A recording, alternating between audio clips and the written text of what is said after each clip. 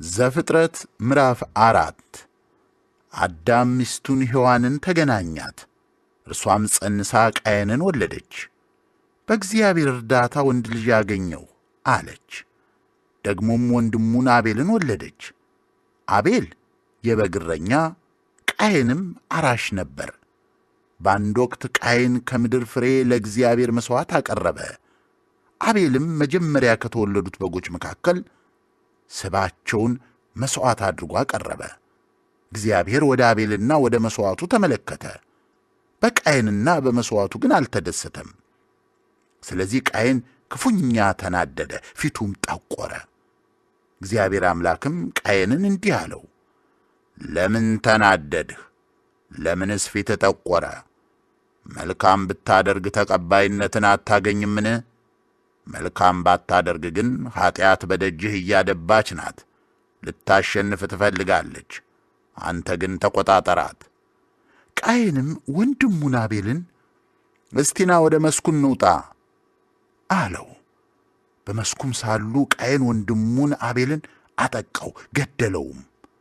ከዚያም እግዚአብሔር ቃየንን ወንድምህ አቤል የት ነው አለው።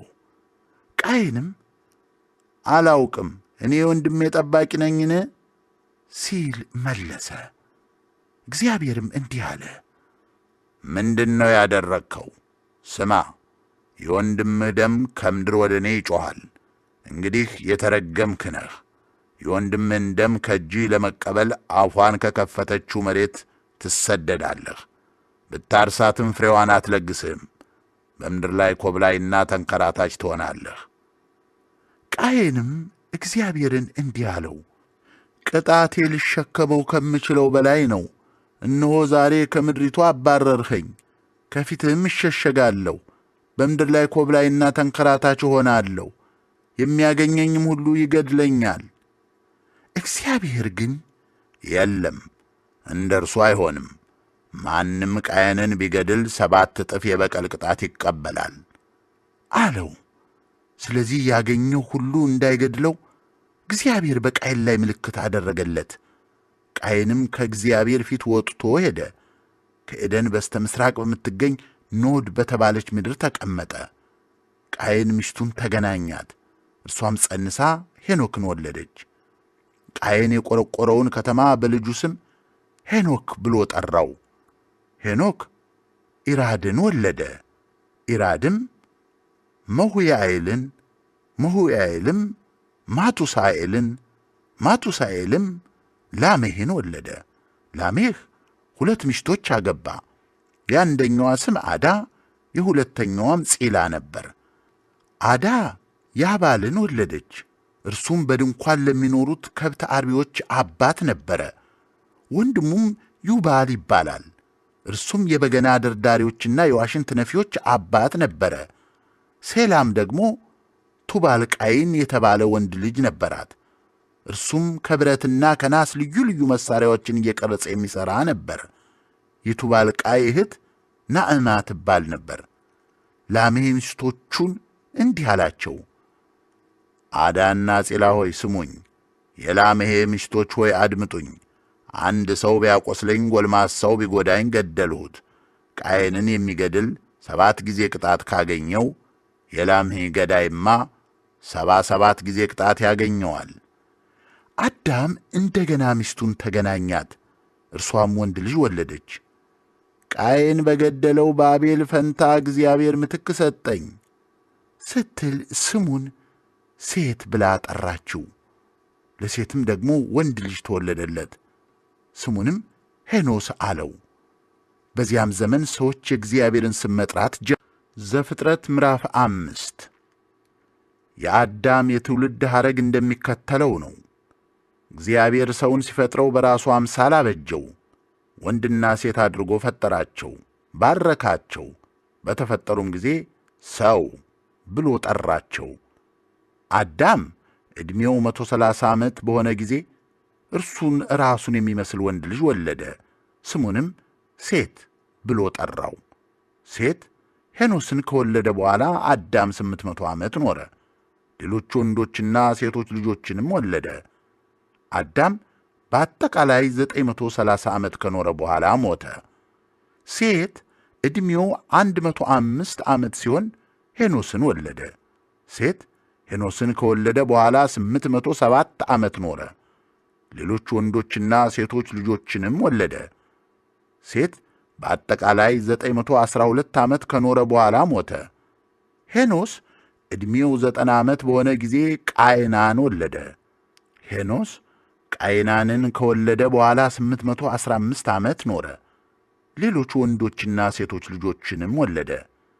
ሄኖስ በአጠቃላይ 905 ዓመት ከኖረ በኋላ ሞተ። ቃይናን ዕድሜው 70 ዓመት ሲሆን መላልኤልን ወለደ። ቃይናን መላልኤልን ከወለደ በኋላ 840 ዓመት ኖረ። ሌሎች ወንዶችና ሴቶች ልጆችንም ወለደ። ቃይናን በአጠቃላይ 910 ዓመት ከኖረ በኋላ ሞተ። መላልኤል ዕድሜው 65 ዓመት በሆነ ጊዜ ያሬድን ወለደ። መላልኤል ያሬድን ከወለደ በኋላ 830 ዓመት ኖረ። ሌሎች ወንዶችና ሴቶች ልጆችንም ወለደ። መላልኤል በአጠቃላይ 895 ዓመት ከኖረ በኋላ ሞተ። ያሬድ ዕድሜው 162 ዓመት ሲሆን ሄኖክን ወለደ። ያሬድ ሄኖክን ከወለደ በኋላ 800 ዓመት ኖረ። ሌሎች ወንዶችና ሴቶች ልጆችንም ወለደ። ያሬድ በአጠቃላይ 962 ዓመት ከኖረ በኋላ ሞተ። ሄኖክ ዕድሜው 65 ዓመት በሆነ ጊዜ ማቱሳላን ወለደ። ሄኖክ ማቱሳላን ከወለደ በኋላ አካሄዱን ከእግዚአብሔር ጋር በማድረግ 300 ዓመት ኖረ። ሌሎች ወንዶችና ሴቶች ልጆችንም ወለደ። ሄኖክ በአጠቃላይ 365 ዓመት ኖረ። ሄኖክ አካሄዱን ከእግዚአብሔር ጋር አደረገ፣ እግዚአብሔር ስለወሰደውም አልተገኘም። ማቱሳላ ዕድሜው 187 ዓመት ሲሆን ላሜህን ወለደ። ማቱሳላ ላሜህን ከወለደ በኋላ 782 ዓመት ኖረ። ሌሎች ወንዶችና ሴቶች ልጆችንም ወለደ። ማቱሳላ በአጠቃላይ 969 ዓመት ከኖረ በኋላ ሞተ። ላሜህ ዕድሜው 182 ዓመት በሆነ ጊዜ ልጅ ወለደ። ስሙንም እግዚአብሔር በረገማት ምድር ከልፋታችንና ከጉልበታችን ድካም ያሳርፈናል ሲል ኖህ ብሎ ጠራው። ላሜህ ኖህን ከወለደ በኋላ 595 ዓመት ኖረ። ሌሎች ወንዶችና ሴቶች ልጆችንም ወለደ። ላሜህ በአጠቃላይ 777 ዓመት ከኖረ በኋላ ሞተ። ኖህ ዕድሜው 500 ዓመት ሲሆን ሴምን፣ ካምንና ያፌትን ወለደ። ዘፍጥረት ምዕራፍ 6 ሰዎች በምድር ላይ እየበዙ ሲሄዱ ሴቶች ልጆች ተወለዱላቸው። የእግዚአብሔር ወንዶች ልጆች የሰዎችን ሴቶች ልጆች ውብ ሆነው አዩአቸው። ከመካከላቸውም የመረጧቸውን አገቡ። እግዚአብሔርም ሰው ሟች ስለሆነ መንፈሴ እያዘነ ከእርሱ ጋር ለዘላለም አይኖርም፣ ዕድሜው 120 ዓመት ይሆናል አለ። የእግዚአብሔር ልጆች የሰዎችን ሴቶች ልጆች ተገናኝተው ልጆች በወለዱ ጊዜም ሆነ ከዚያም በኋላ ኔፌሊም የተባሉ ሰዎች በምድር ላይ ነበሩ። እነርሱም በጥንቱ ዘመን በጀግንነታቸው ከፍ ያለ ዝና ያተረፉ ናቸው። እግዚአብሔር አምላክ የሰው ዓመፅ በምድር ላይ የበዛና የልቡም ሐሳብ ዘወትር ወደ ክፋት ብቻ ያዘነበለ መሆኑን ተመለከተ። እግዚአብሔር ሰውን በምድር ላይ በመፍጠሩ ተጸጸተ፣ ልቡም እጅግ አዘነ። ስለዚህም እግዚአብሔር የፈጠርሁትን የሰው ዘር ከምድር ገጽ አጠፋለሁ፣ ከሰው እስከ እንስሳ በምድር ላይ ከሚሳቡ ፍጡራን እስከ ሰማይ ወፎች አጠፋለሁ፣ ስለ ፈጠርኋቸው ተጸጽቻለሁና አለ።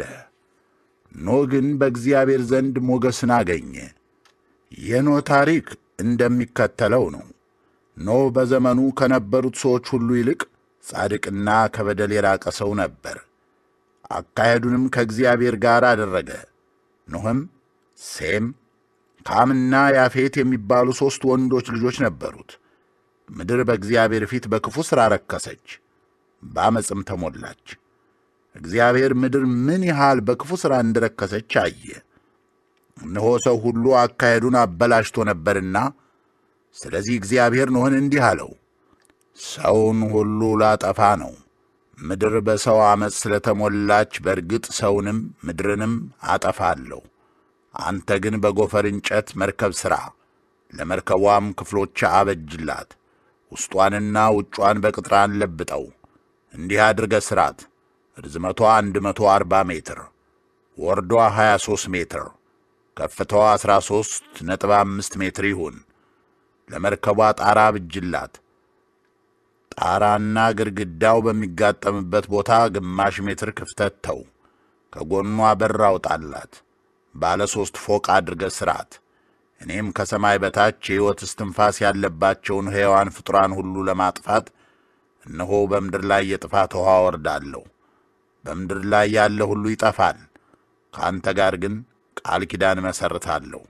አንተና ወንዶች ልጆችህ፣ ሚስትህና የልጆችህ ሚስቶች ከአንተ ጋር ወደ መርከቧ ትገባላችሁ። ከአንተ ጋር በሕይወት እንዲቆዩ ከሕያዋን ፍጡራን ሁሉ ተባዕትና እንስት እያደረግህ ሁለት ሁለቱን ወደ መርከቧ ታስገባለህ። ከእያንዳንዱ የወፍ ወገን፣ ከእያንዳንዱ የእንስሳ ወገን፣ በምድር ላይ ከሚሳቡ ፍጥረት ሁሉ በየወገናቸው በሕይወት ይቆዩ ዘንድ ሁለት ሁለት እየሆኑ ወደ አንተ ይመጣሉ። ለአንተና ለእነርሱ የሚያስፈልገውን ምግብ ሁሉ አከማች። ኖኅም ሁሉን እግዚአብሔር እንዳዘዘው አደረገ። ዘፍጥረት ምዕራፍ 7 እግዚአብሔር ኖኅን እንዲህ አለው፣ በዚህ ትውልድ መካከል አንተን ጻድቅ ሆነህ አግኝቻለሁና ቤተሰብህን በሙሉ ይዘህ ወደ መርከቧ ግባ። ከንጹሕ እንስሳት ሁሉ 7 ተባዕትና እንስት፣ ንጹሕ ካልሆኑት እንስሳት ደግሞ 2 ተባዕትና እንስት፣ እንዲሁም ከወፎች ወገን ሁሉ 7 ተባዕትና 7 እንስት በምድር ላይ ለዘር እንዲተርፉ ከአንተ ጋር ታስገባለህ። ከ7 ቀን በኋላ 40 ቀንና 40 ሌሊት በምድር ላይ ዝናብ አዘንባለሁ። የፈጠርሁትንም ሕያው ፍጡር ሁሉ ከምድር ገጽ አጠፋለሁ። ኖኅም እግዚአብሔር ያዘዘውን ሁሉ አደረገ። የጥፋት ውኃ በምድር ላይ በወረደ ጊዜ ኖኅ የ600 ዓመት ሰው ነበር። ኖኅና ወንዶች ልጆቹ፣ ሚስቱና የልጆቹ ሚስቶች ከጥፋት ውኃ ለመትረፍ ወደ መርከቧ ገቡ። ንጹሕ ከሆኑትና ንጹሕ ካልሆኑት እንስሳት፣ ከወፎችና በምድር ላይ ከሚሳቡ ፍጥራን ሁሉ ጥንድ ጥንድ፣ ተባዕትና እንስት ሆነው ወደ ኖኅ መጡ። እግዚአብሔር ኖኅን ባዘዘውም መሠረት ወደ መርከቧ ገቡ። ከ7 ቀንም በኋላ የጥፋት ውኃ በምድር ላይ መጣ። ኖኅ በተወለደ በ600ኛው ዓመት በሁለተኛው ወር ከወሩም በ17ኛው ቀን፣ በዚያ ቀን የታላቁ ጥልቅ ምንጮች በሙሉ ተነደሉ፣ የሰማይ መስኮቶችም ተከፈቱ። 40 ቀንና 40 ሌሊት በምድር ላይ ዝናብ ዘነበ። በዚያን ዕለት ኖኅና ልጆቹ ሴም፣ ካምና ያፌት እንዲሁም ሚስቱና 3ቱ የልጆቹ ሚስቶች ወደ መርከቧ ገቡ። ከዱር እንስሳት ከየወገኑ፣ ከቤት እንስሳት ከየወገኑ፣ በምድር ላይ ከሚሳቡ ፍጡራን ከየወገናቸው፣ ከወፎችም ከየወገናቸውና ክንፍ ያላቸው ሁሉ አብረዋቸው ገቡ። የሕይወት እስትንፋስ ያለባቸው ፍጡራን በሙሉ ጥንድ ጥንድ እየሆኑ ወደ ኖኅ በመምጣት መርከቧ ውስጥ ገቡ። ከሕያዋንም ፍጡራን ሁሉ እግዚአብሔር ኖኅን ባዘዘው መሠረት ተባዕትና እንስት እየሆኑ ገቡ። ከዚያም እግዚአብሔር ከውጭ ዘጋበት። የጥፋት ውኃም ለ40 ቀናት ያለማቋረጥ በምድር ላይ ዘነበ። ውኃው እየጨመረ በሄደ መጠን መርከቧን ከምድር ወደ ላይ አነሳት። ውኃው በምድር ላይ በጣም እየጨመረና ከፍ እያለ ሲሄድ መርከቧ በውኃው ላይ ተንሳፈፈች። ውኃው በጣም ከፍ በማለቱ ከሰማይ በታች ያሉትን ታላላቅ ተራሮች ሁሉ ሸፈናቸው። ውኃው ከተራሮቹ ጫፍ በላይ 7 ሜትር ያህል ከፍ አለ። በምድር ላይ የነበሩ ሕያዋን ፍጡራን ሁሉ፣ ወፎች፣ የቤት እንስሳት፣ የዱር እንስሳት፣ በምድር የሚርመሰመሱ ፍጡራን፣ ሰዎችም በሙሉ ጠፉ። በአፍንጫቸው የሕይወት እስትንፋስ ያላቸው በየብስ የነበሩ ፍጡራን ሁሉ ሞቱ። ሕይወት ያላቸው ፍጡራን ሁሉ ከምድረ ገጽ ጠፉ። ሰዎችና እንስሳት፣ በምድር ላይ የሚሳቡ ፍጡራንና የሰማይ ወፎች ከምድር ላይ ጠፉ። ኖህና ከእርሱ ጋር በመርከቧ ውስጥ የነበሩት ብቻ ተረፉ። ውሃውም ምድርን ሸፍኖ 150 ቀን ቆየ። ዘፍጥረት ምዕራፍ 8 እግዚአብሔር ኖህንና በመርከቧ ውስጥ ከእርሱ ጋር የነበሩትን የዱርና የቤት እንስሳት ሁሉ አሰበ። በምድር ላይ ነፋስ እንዲነፍስ አደረገ፣ ውሃውም ጎደለ። የጥልቁ ምንጮችና የሰማይ ውሃ መስኮቶች ተዘጉ፣ ዝናቡም መዝነቡን አቆመ። ውሃው ከምድር ላይ ቀስ በቀስ እየቀነሰ መጣ። ከ150 ቀን በኋላም ጎደለ። በሰባተኛው ወር በ17ኛው ቀን መርከቧ በአራራት ተራሮች ላይ አረፈች። ውሃው እስከ 10ኛው ወር ድረስ እየቀነሰ መጣ። በ10ኛው ወር በመጀመሪያው ቀን የተራሮቹ ጫፎች ታዩ።